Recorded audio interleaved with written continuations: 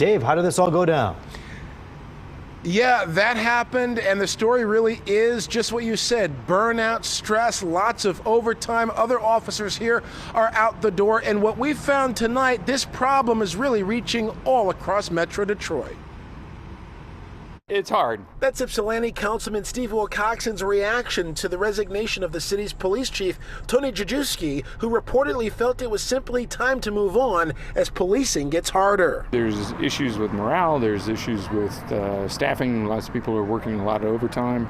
It's hard to keep people staffed. The department went on its Facebook page to say we're hiring, but filling the vacancies is tough. There were 3 openings that hadn't been filled, and the report was that there were 5 people that were looking to go elsewhere. And crime is on the rise. A report posted today by Ypsi Police shows 39 calls for things like B&Es, larceny, and other issues. Ypsilanti's an interesting place. There's it's got a lot of issues of a big city and a small town. Yeah, we're seeing it in communities across Michigan. And across the country, for that matter, according to Dan Gilmartin, the CEO of the Michigan Municipal League. It advocates for funding and support on behalf of more than 530 Michigan cities, villages, and towns. We had a national meeting a couple weeks ago, and it was one of the top topics we talked about, and it's really kind of becoming an arms race amongst communities. If you got money, you spend it, and if you don't, you're in trouble.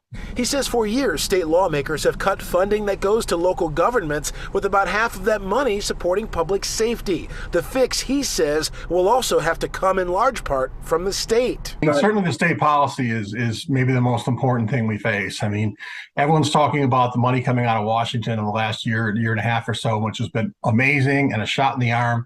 But it's short-term money. It's money that's got to be spent right away. It's not the kind of thing you're able to build long-term systems over. So where does that leave Ypsilanti? We asked the council member. You worry about that impacting public safety?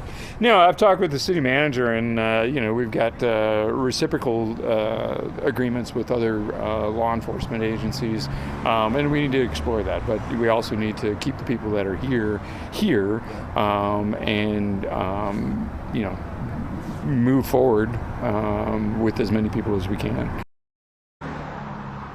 Now, there are residents who tell us they feel like they do have enough police. They feel like they don't need more. Surely this conversation continuing here in Ypsilanti. Reporting live in Ypsilanti, Dave Kinchin, Fox 2 News.